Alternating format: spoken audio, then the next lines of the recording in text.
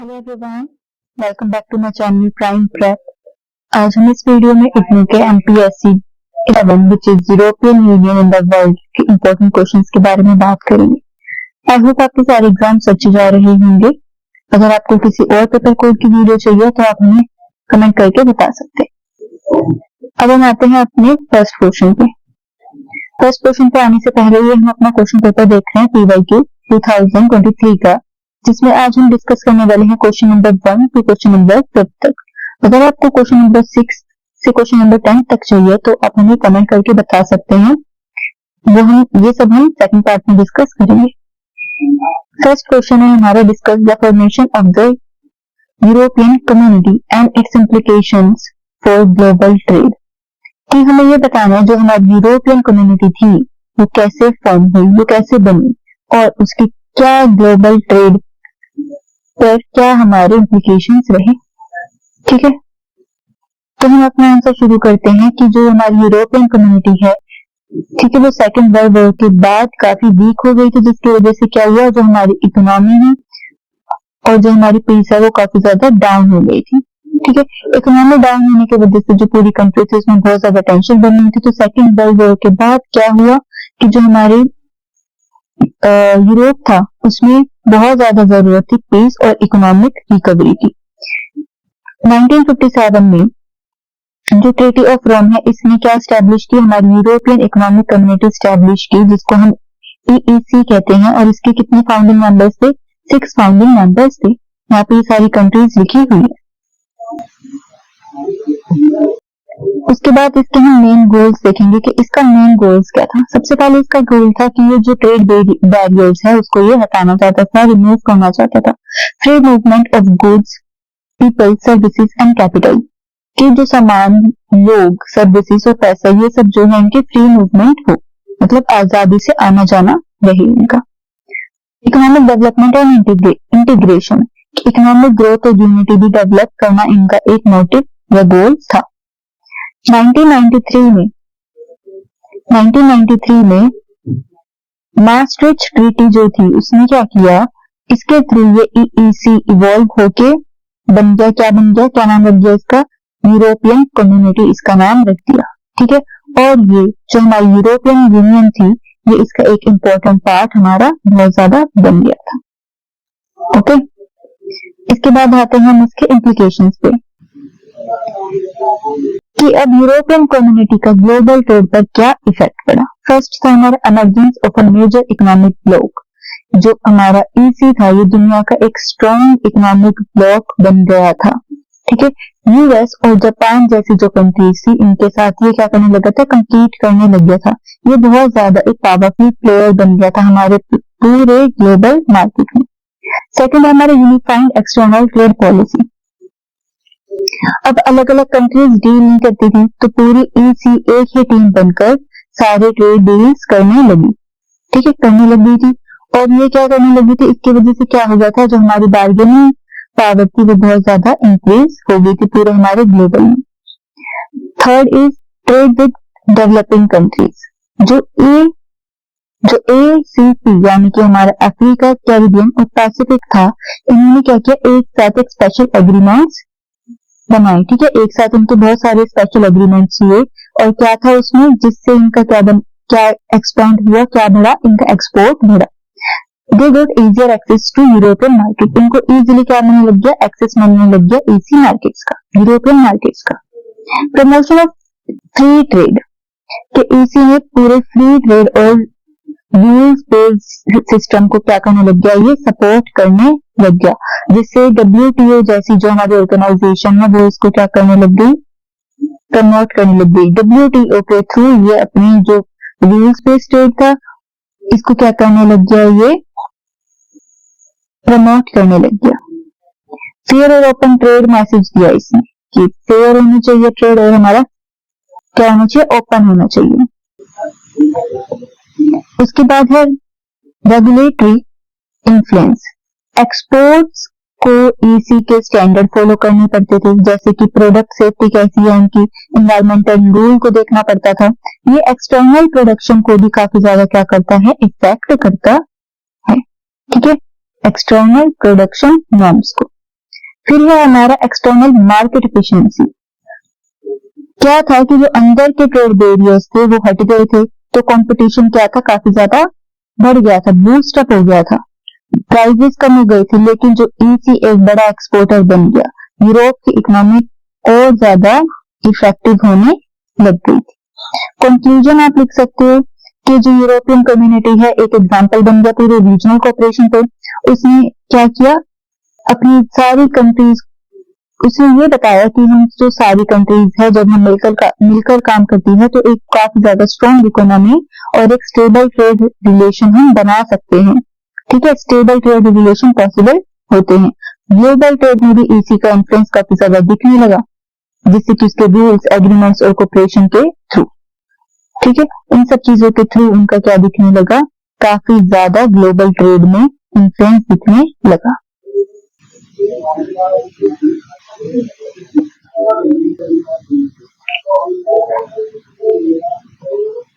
अब हम आते हैं अपने क्वेश्चन नंबर 2 पे, जो कि है हमारा examine the theories and approaches for the study of the process of European integration। इसमें हम क्या बताएंगे कि जो मेन थ्योरीज और अप्रोचेस के बारे में जो एक्सप्लेन करता है यूरोपियन इंटीग्रेशन को, यानी कि यूरोप के देश कैसे मिलकर एक सिंगल स्ट्रक्चर बनाते हैं और इस प्रोसेस के बीच का क्या लॉजिक रहा। ठीक है, ये हम इसमें पढ़ेंगे। सबसे पहले है हमारी कौन सी approach, new functionalism. New functionalism ये थ्योरी किसने दी थी, अर्नेस्ट हांस ने। अर्नेस्ट हांस ने दी थी किसमें, 1950s में।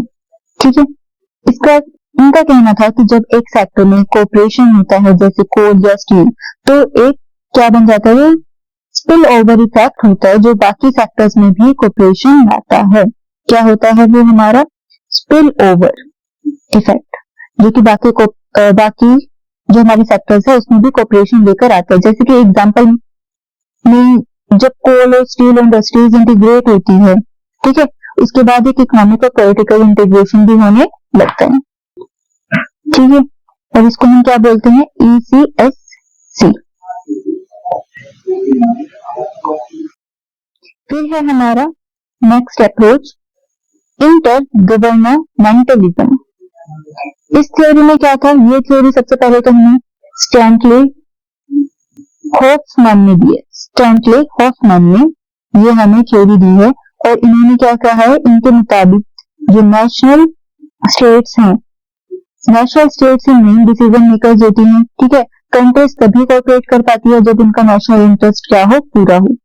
इस थ्योरी में ऑटोमेटिक इंटीग्रेशन का आइडिया रिजेक्ट किया गया और सब कुछ किस पे आधारित रहा, हमारा बार्गेनिंग और नेगोशिएशन के थ्रू होने लगा।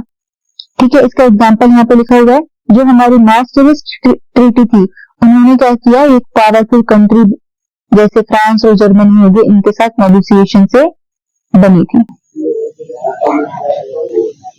लिबरल इंटरगवर्नमेंटलिज्म, इसमें क्या हुआ, ये थ्योरी हमारी किसने दी थी, एंड्रियो मोरेस्विक। ठीक है, उन्होंने डेवलप की थी।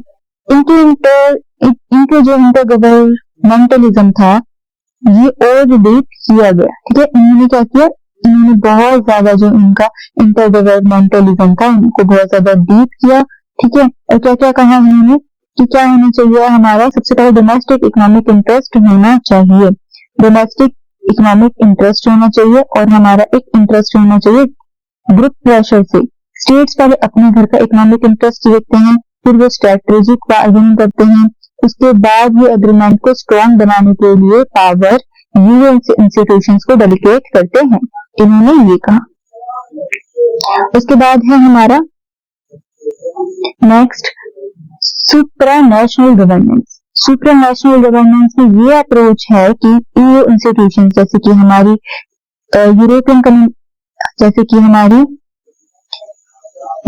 कमीशन हो गई है ना, यूरोपियन कमीशन हो गई, कोर्ट ऑफ जस्टिस हो गया, तो ये कहते हैं कि ये अप्रोच सिर्फ पैसिव टूल्स नहीं बल्कि एक्टिव पॉलिसी मेकर्स होते हैं। ये इंस्टीट्यूशन लॉ बनाते हैं, डिस्प्यूट सॉल्व कराते हैं और इंटीग्रेशन का डायरेक्शन डिसाइड करते हैं। कौन डिसाइड करते हैं? जो हमारी यूरोपियन कमीशन है और जो हमारे कोर्ट ऑफ जस्टिस हैं, ये इनका अपना इन्फ्लुएंस होता है। जो इंडिपेंडेंट है, ठीक है, जो इंडिपेंडेंट है मेंबर स्टेट से, उस पर इनका क्या होता है? बहुत ज्यादा इन्फ्लुएंस होता है। They help resolve disputes, create rules and shape integration. ये हेल्प करते हैं डिस्प्यूट्स को सॉल्व कराने में, रूल्स बनाने में और इंटीग्रेशन को बनाने में। फिर है हमारा नंबर 5, रिस्ट अप्रोच। ये थ्योरी आइडेंटिटी नॉर्म्स और शेयर आइडियाज पर फोकस करती है। इसके मुताबिक जैसे जैसे कंट्रीज कोऑपरेट करती हैं, ठीक है, एक कॉमन यूरोपियन आइडेंटिटी डेवलप करती हैं लोग और लीडर्स के बीच, ठीक है। क्या करती है ये? Share European identity and develop among citizens and leaders. ये शेयर आइडेंटिटी ग्रेजुअली स्टेट्स के बिहेवियर को शेप करती है और इंटीग्रेशन प्रोसेस को क्या करती है? आगे बढ़ाती है। तो हम अपना कंक्लूजन ऐड कर सकते हैं कि यूरोपियन इंटीग्रेशन एक सिंपल या स्ट्रेट फॉरवर्ड प्रोसेस नहीं होता। इसे समझने के लिए हमें अलग अलग थ्योरीज और कॉम्बिनेशन को क्या करना पड़ता है? देखना पड़ता है। फर्स्ट पॉइंट है, जैसे हमने ये फंक्शनलिज्म पढ़ा, जो कि दिखाता है कि इंस्टीट्यूशंस का पावर और स्पिल ओवर इफेक्ट। फिर है हमारा इंटर गवर्नमेंटलिज्म, जो कि दिखाता है कि जो कि फोकस करता है नेशन स्टेट्स के इंटरेस्ट और पावर पर। फिर है हमारा लिबरल इंटर गवर्नमेंटलिज्म, जो कि क्या करता है? वो बताता है कि जो हमारे ऐड करता है वो डोमेस्टिक इकोनॉमिक फैक्टर्स को। फिर है सुपरनेशनल अप्रोच, जो रोल दिखाता है यूनियन इंस्टीट्यूशंस का कंस्ट्रक्ट हमारी आइडेंटिटी और वैल्यूज को। Together this theory help us understand how European Union develop and continues to serve. ये चीजें हमें दिखाता है कि कैसे जो हमारी यूरोपियन यूनियन थी उन्होंने डेवलप करना शुरू किया और कंट्रीज में इवॉल्व होना शुरू कर दिया। नेक्स्ट क्वेश्चन पे जो कि है हमारा, explain the factors that contributed to the formation of the single European market. कि कौन कौन से फैक्टर्स थे, कारण थे, जिन्होंने क्या किया? हमारे सिंगल यूरोपियन मार्केट को फॉर्मेशन से, मार्केट बनने में क्या किया? कंट्रीब्यूट किया। किन किन कारणों की वजह से हमारा SEM, जो कि हमारा सिंगल यूरोपियन मार्केट है, वो बन पाया, ठीक है। सबसे पहले हम जान लेते हैं SEM होता क्या है। ये है क्या? जो सिंगल यूरोपियन मार्केट एक ऐसा इकोनॉमिक जोन है जहां पर हमारे गुड्स, सर्विसेज, कैपिटल और पीपल, यानी कि हमारे माल, सेवाएं, लोग और पैसा, ये सब फ्रीली मूव कर सकते हैं विदाउट एनी इंटरनल बैरियर्स, बिना किसी इंटरनल बैरियर्स के। ये फॉर्मली बना कब? 1986 में, ठीक है। ये बना हमारा 1986 में और इसे हमने क्या कहा? सिंगल यूरोपियन एक्ट कहा। पर ये कंप्लीट कब हुआ? हमारे 1992 में। आ जाते हैं अपने फर्स्ट पॉइंट पे, जो कि हमारा economic integration and trade barriers. इसमें क्या था? पहले जो हमारे कस्टम्स यूनियन थे और जो EEC सक्सेसफुल हो चुके थे, उन्होंने दिखाया कि जब कंट्री साथ मिलकर काम करती है तो जो हमारा ट्रेड ग्रोथ है वो बहुत ज्यादा होता है। लेकिन अभी भी क्या था? जो नॉन टैरिफ बैरियर्स जैसे अलग अलग रूल्स और स्टैंडर्ड ट्रेड को रोक रहे थे।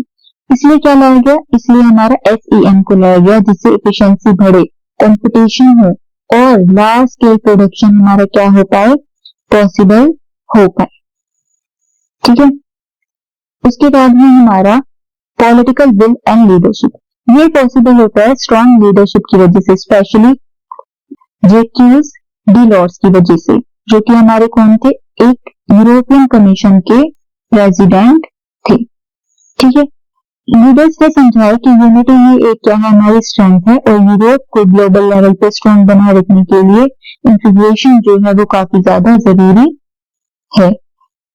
और जो पहले के जो सक्सेस हुए थे, जैसे कि जो कि हमारा कॉमन एग्रीकल्चर पॉलिसी एक हुआ था हमारा, इन्होंने क्या बताया कि बाकी कंट्रीज को भी काफी ज्यादा इंकरेज किया। फिर है हमारा third, global economic competition. 1980s में यूरोप लैग कर रहा था, ठीक है, lagging behind the USA and Japan in trade and technology. Lag कर रहा था वो USA और जापान के पीछे। यूरोप की इकोनॉमी फ्रेगमेंटेड थी, इस वजह से इन्वेस्टर्स अट्रैक्ट नहीं हो रहे थे। फिर क्या हुआ? जो SEM का आइडिया था कि यूनिफाइड मार्केट बनाकर फॉरेन इन्वेस्टमेंट और ग्लोबल कंपटीशन में यूरोप को क्या बनाए? स्ट्रॉन्ग बनाए। ठीक है। A united market would bring FDI, foreign direct investment and global competitiveness. फिर है हमारा technological and industrial change. New technology, computers, communication needed a larger market to grow. नई नई टेक्नोलॉजीज जैसे कि कंप्यूटर और हमारा कंप्यूटर और कम्युनिकेशन को बड़े और यूनाइटेड मार्केट की जरूरत थी। ठीक है, नई नई टेक्नोलॉजीज जैसे कंप्यूटर और हमारी कम्युनिकेशन को बड़े और यूनाइटेड मार्केट की काफी ज्यादा जरूरत थी। तो इंडस्ट्रीज चाहती थी कि जो कॉमन रूल्स और स्टैंडर्ड्स हो ताकि स्मूथ फंक्शनिंग हो अक्रॉस हमारी कंट्री, पूरी कंट्री में। उसके बाद है हमारा fifth, institutional and legal reform.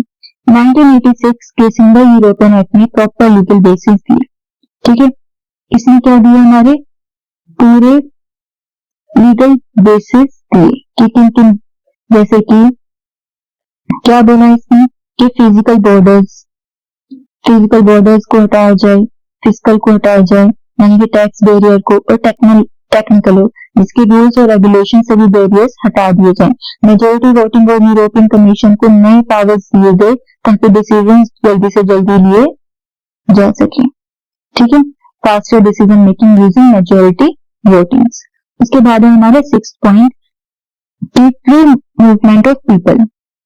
Labour mobility काफी इंपॉर्टेंट थी, अनएम्प्लॉयमेंट कम करने और स्किल्ड वर्कर्स की कमी दूर करने के लिए जो यूरोप विदाउट बॉर्डर्स का विजन काफी ज्यादा पॉपुलर होने लगा, जिसने एक फ्री यूरोपियन आइडेंटिटी को क्या किया, प्रमोट किया। The idea of Europe without borders became popular, promoting unity and a common identity. 7 point, pressure from business and market forces. Big European companies चाहती थी कि जो कॉस्ट हो, जो पैसे हैं जो हमारे, वो कम हो और जो ट्रेड हो वो काफी ज्यादा इजी हो पाए। ग्रुप्स जैसे कि काफी सारे ग्रुप्स है, जैसे कि हमारी European round table of industrialist ने लीडर्स पर प्रेशर डाला कि वो जल्दी से जल्दी क्या ले, इस पर एक्शन ले। किसने, European round table of industrialist ने।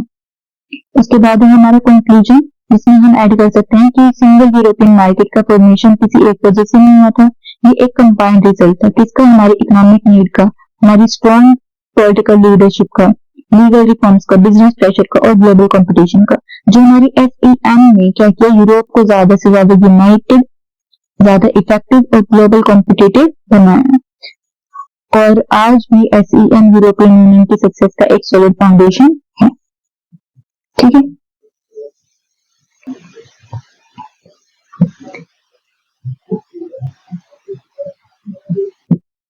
आगे हम जाते हैं अपने नेक्स्ट क्वेश्चन पे, जो कि है explain various treaties leading to the formation of the European Union. कि कौन कौन सी, ठीक है, इंपॉर्टेंट ट्रीटीज की जो ग्रेजुअली यूरोपियन कंट्रीज को लेकर आई यूरोपियन यूनियन के पावरफुल और यूनिफाइड स्ट्रक्चर तक। ठीक है, इसमें ये बताना है। सबसे पहले हमारी क्या ट्रीटी है, ट्रीटी ऑफ पेरिस, जो कि कब बनी थी, 1951 में। सबसे पहले आई थी हमारी ट्रीटी ऑफ पेरिस, जिसके थ्रू बनाया गया हमारा ECSC। ठीक है, किसके थ्रू बना हमारा ECSC, ट्रीटी ऑफ पेरिस के थ्रू। और ECSC क्या था, हमारा European coal and steel community. ठीक है, France, West Germany, Italy, Belgium, Netherland और लग्जमबर्ग, जो कि हमारे क्या थे, अभी हमने पढ़ा था, 6 कंट्रीज ने मिलकर ये एग्रीमेंट हमारा बनाया था। इसका ऑब्जेक्टिव क्या था, इसका ऑब्जेक्टिव था कोल, स्टील जैसे डिफेंस रिलेटेड सेक्टर्स को कॉमन अथॉरिटी के अंडर लेके आना था, कि जो फ्यूचर है हमारा, ठीक है, उसमें हम क्या होता है, फ्यूचर वॉर से हम बच पाए और उसे अवॉइड कर पाए। ये था यूरोपियन इंटीग्रेशन का फर्स्ट प्रैक्टिकल स्टेप। ठीक है, उसके बाद आते हैं हम अपने सेकंड ट्रीटी पर, जो कि है हमारा ट्रीटी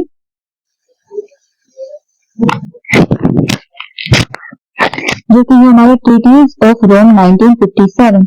इस ट्रीटी में बनाए 2 नए इंस्टीट्यूशंस। ठीक है, इस ट्रीटी में हमारे 2 नए इंस्टीट्यूशन बनाए थे। एक था हमारा EEC, जो कि था हमारा यूरोपियन इकोनॉमिक कम्युनिटी, और एक था हमारा EURATOM, एटॉमिक एनर्जी कम्युनिटी।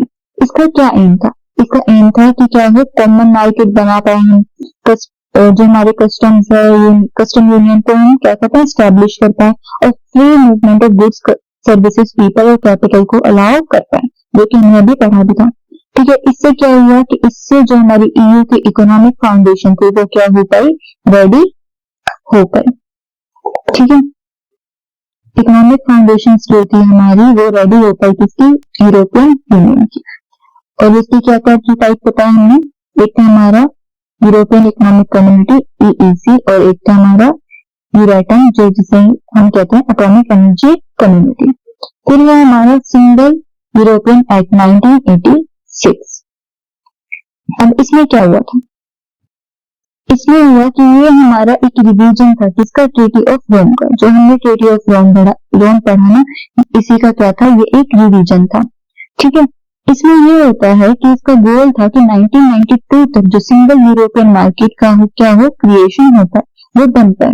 इसमें इंट्रोड्यूस हुआ, इसमें क्या क्या इंट्रोड्यूस किया गया, क्वालिफाइड मेजोरिटी वोटिंग। इन्होंने क्या किया कि इन्होंने इंट्रोड्यूस कर दिया हमारा क्वालिफाइड मेजोरिटी वोटिंग, और यूरोपियन पार्लियामेंट की पावर्स भी बढ़ाई गई। ठीक है, ताकि क्या होता है, और ट्रेड बैरियर्स को भी इन्होंने क्या किया, एलिमिनेट कर दिया, ट्रेड बैरियर्स को भी इन्होंने रिमूव कर दिया। ये स्टेप यूरोप के अंदर डीपर कोऑर्डिनेशन की तरह एक बड़ा कदम था। उसके बाद ये हमारे नेक्स्ट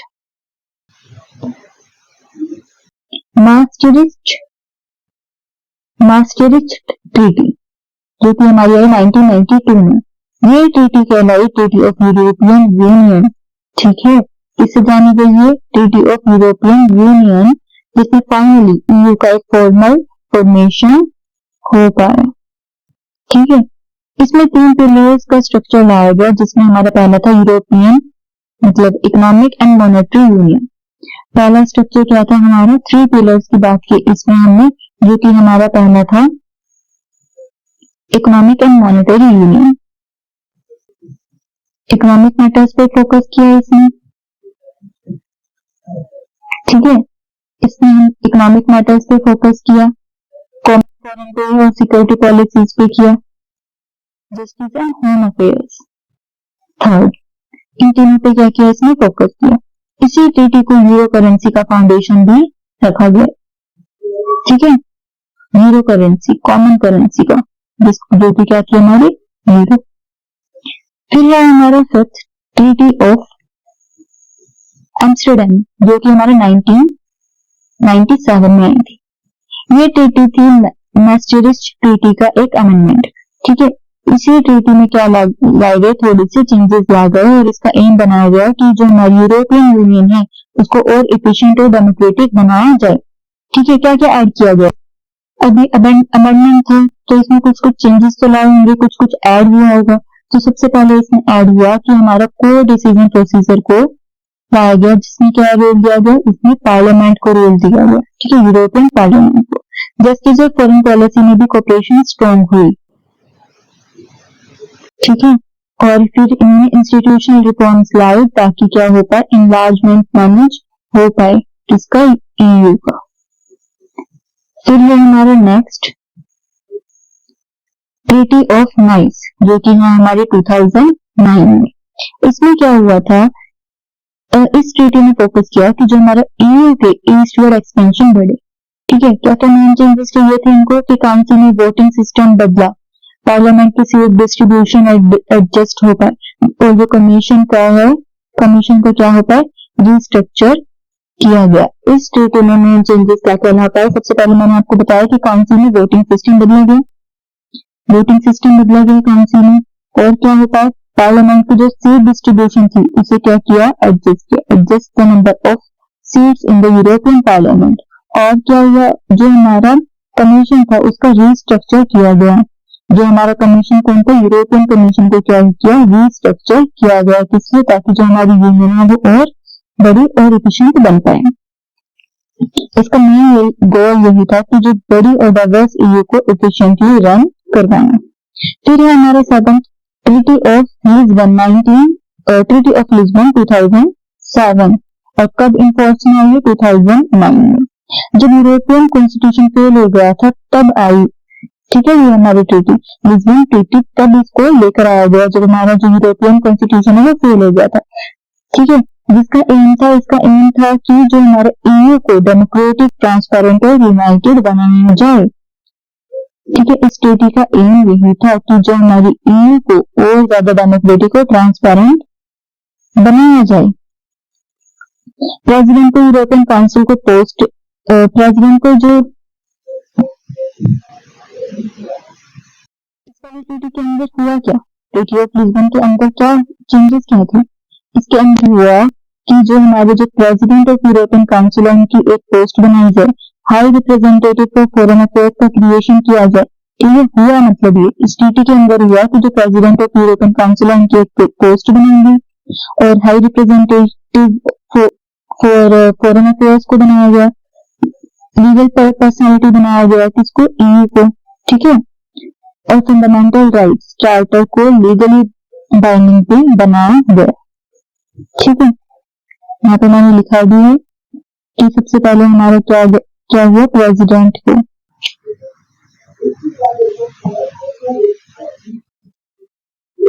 ठीक है। यहाँ पे मैंने लिखा भी है कि जो हमारा है प्रेसिडेंट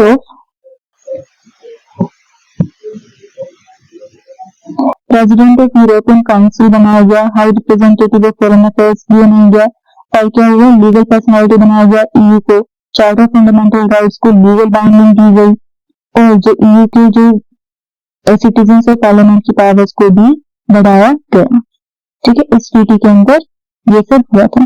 फिर हम इसको एंड कर सकते हैं अपनी कंक्लूजन के साथ कि यूरोपियन यूनियन का फॉर्मेशन था एक बहुत ही बड़ी जर्नी थी जिसमें हर एक तरह की ट्रीटी में स्टेप बाय स्टेप उसको इकोनॉमिक कोऑपरेशन से और पॉलिटिकल यूनियन में बदला, ठीक है। इकोनॉमिक कोऑपरेशन से पॉलिटिकल यूनियन में चेंजेस लाए गए, ठीक है। अपनी जर्नी उसने कहां से शुरू की थी, इकोनॉमिक कोऑपरेशन से शुरू की थी, और कहां तक चेंजेस लाए गए, अपनी पॉलिटिकल यूनियन तक, ठीक है। और क्या हुआ इसमें, एसीएफसी से शुरू हुआ था हमारा ट्रस्ट, फिर जॉन ने बनाया इकोनॉमिक बेस, तो मार्क्सिस्ट में हमने देखा कि वहां से हमारी पॉलिटिकल आइडेंटिटी आई, लिस्बन में हमारे ईयू को और स्ट्रॉन्ग और डेमोक्रेटिक बनाया, है ना। ये हम अपने कंक्लूजन में लिख सकते हैं। अपने नेक्स्ट क्वेश्चन पे जो कि है हमारा right a short note on European defence and security policy, EDSP। अब हम पहले हमने काफी बार ये वर्ड पढ़ लिया है हमारा EDSP, तो अब हम इसके बारे में पढ़ लेते हैं कि EDSP हमारा है क्या, ठीक है। EDSP की शुरुआत मतलब इसकी स्टार्टिंग कहां से हुई थी, कोल्ड वॉर के बाद से हुई थी, जब यूरोप की कंट्री ने ये रियलाइज किया कि अब मिलकर सिक्योरिटी हमें हैंडल करनी पड़ेगी और मिलकर हमें सिक्योरिटी हैंडल करना काफी ज्यादा जरूरी है। तब किसकी शुरुआत की गई, तब हमारी European defence and security policy की शुरुआत की गई। ये पॉलिसी ऑफिशियली पास होने का maastricht ट्रीटी जो 1992 के अंदर में, और उसके बाद इसे स्ट्रेंथ किया गया हमारे एमएसट्रेन 1997 में, और नाइस ट्रीटी में इसे क्या किया, बढ़ावा दिया गया। 1990 में इसको क्या किया हमने, 1919 में हमने इसको लॉन्च किया, 1999 में हमने इसको लॉन्च किया और इसका नाम रखा गया European security and defence policy, ESDP, ठीक है। अब हम आते हैं इसके मेन गोल पे कि इसके क्या क्या मेन गोल थे, EDSP के क्या क्या मेन गोल्स हुए।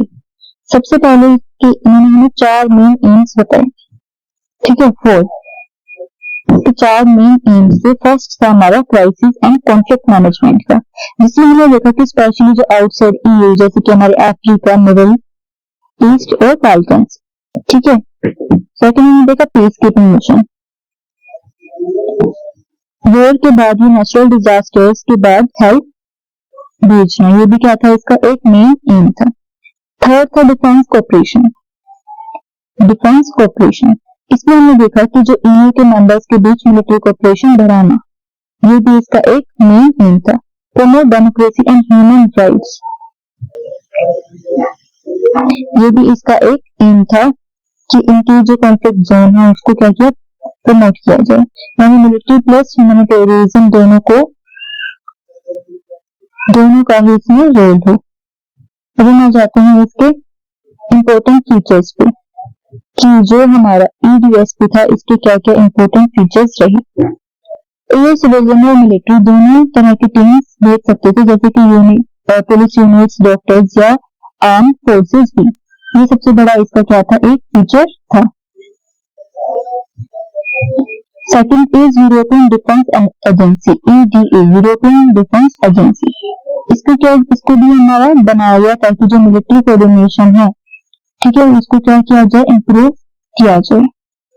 ये बैटल ग्रुप्स बनाए गए, ये छोटी छोटी और क्विक रिस्पॉन्स फोर्सेज होती हैं, जैसे कि जो मल्टीपल कंट्रीज है वो मिलके क्या कर पाए, कंट्रीब्यूट कर पाए। ये बैटल ग्रुप्स विद NATO, जब जरूरत हो EU NATO से अलग भी इंडिपेंडेंटली एक्शन ले सकती है। ये भी इसका एक इम्पोर्टेंट फीचर था। एग्जाम्पल्स ऑफ EDSP मिशन, क्या क्या एग्जाम्पल थे।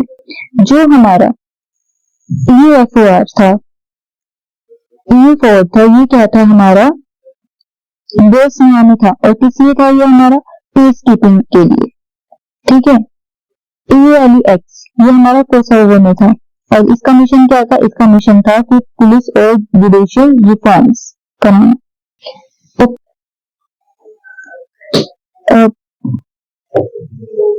पायरेसी के खिलाफ नावल मिशन, और ये कहाँ पे था, हमारा सोमालिया के पास नहीं हुआ था। ये सब बताते हैं कि EU सिर्फ इकोनॉमिक पावर नहीं बल्कि सिक्योरिटी एक्टर भी है।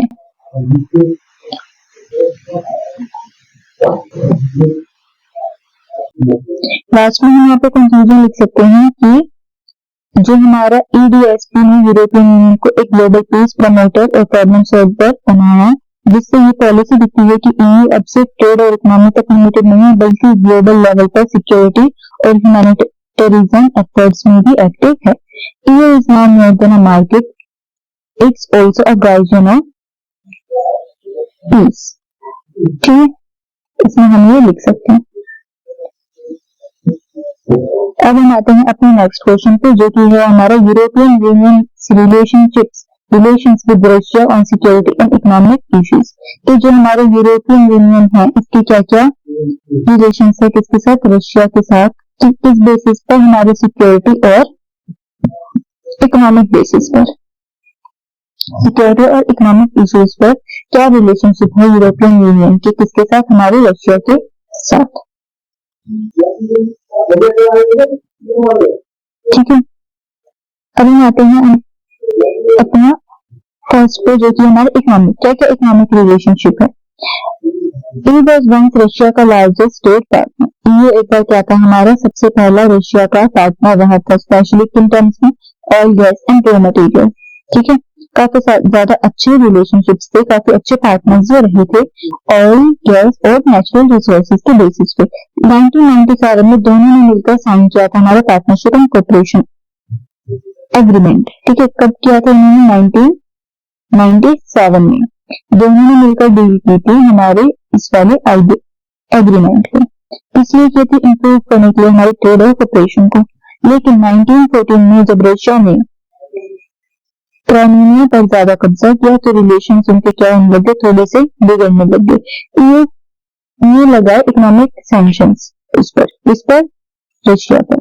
EU ने इकोनॉमिक सैंक्शंस लगा दिए, जिसकी वजह से जो फ्रेंच टेक और ट्रेड सेक्टर्स पे क्या किया, बहुत ज्यादा इम्पैक्ट करने लगा। सिक्योरिटी रिलेशंस कैसे थे इसके, जो पहले EU और रशिया ने मिलकर काम किया है ना, काफी काम करते थे, जैसे एंटी टेररिज्म पर, पीस मिशंस पे और आर्म्स कंट्रोल पे। लेकिन बाद में क्या हुआ, नेटो को एक्सपेंशन होने के बाद जो ईस्टर्न यूरोप में क्या हुआ, जिसे रशिया ने थ्रेट माना। ठीक है, नाटो के एक्सपेंशन के बाद जो ईस्टर्न यूरोप में क्या हुआ, उसका एक्सपेंशन हो गया, जिससे क्या हुआ, रशिया ने इसको अपना थ्रेट माना। यूक्रेन, जॉर्जिया और सीरिया जैसे रिलीजन्स में कॉन्फ्लिक्टिंग व्यूज आने लग गए। जो साइबर अटैक्स और रशिया की मिलिट्री एग्रेशन ने उसको क्या किया, EU के सिक्योरिटी कंसर्न्स को काफी ज्यादा बढ़ा दिया। ठीक है, अगर हम अभी की आज की प्रेजेंट की सिचुएशन की बात करें, ठीक है, तो 2000 में जब रशिया ने यूक्रेन पे इन्वाइड किया था, तो ईयू ने तभी के तभी एक स्ट्रॉन्ग एक्शन ली। क्या स्ट्रिक्ट एक्शन थे? जैसे कि स्ट्रिक्ट सैंक्शंस लगाए रशिया पर, रशिया गैस ऑयल पर डिपेंडेंसी कम कर दी गई, यूक्रेन को मिलिट्री और फाइनेंशियल सपोर्ट दिया, रशिया के साथ सारी सिक्योरिटी पार्टनरशिप्स जो हुई थी उसकी सारी उसने खत्म कर दी। अब के टाइम की बात करें तो क्या है, एकदम से मतलब जो उसका उनका ट्रस्ट है आपस में वो काफी ज्यादा खत्म हो चुका है, ठीक है। सकते हैं कि एक टाइम पर जो ईयू और रशिया के रिलेशन काफी ज्यादा ठीक थे, चाहे वो हमारे इकोनॉमिक टर्म्स में हो या फिर हमारे सिक्योरिटी कोऑपरेशन के बारे में हो, लेकिन आज यूक्रेन वॉर के बाद जो उनके बीच में जो टेंशन काफी ज्यादा सस्पिशियस हो गई है, काफी ज्यादा बढ़ गई है। और आगे का रिलेशन डिपेंड करता है कि ग्लोबल पॉलिटिक्स या फिर जो पीस एफर्ट्स हैं, और हो सकता है कि फ्यूचर में उनकी लीडरशिप या पॉलिसीज हमारी चेंज हो जाए, ठीक है। हम इस वीडियो को यहीं पर खत्म करते हैं। All the best for your exam. आपको एक्सप्लेनेशन अच्छी लगी हो तो लाइक, शेयर और सब्सक्राइब जरूर करें। कमेंट करके बताइए कि अगला टॉपिक आपको क्या चाहिए और कौन से पेपर कोड के बारे में चाहिए। Thank you for watching. मिलते हैं अपनी अगली वीडियो में, तब तक के लिए हैप्पी लर्निंग।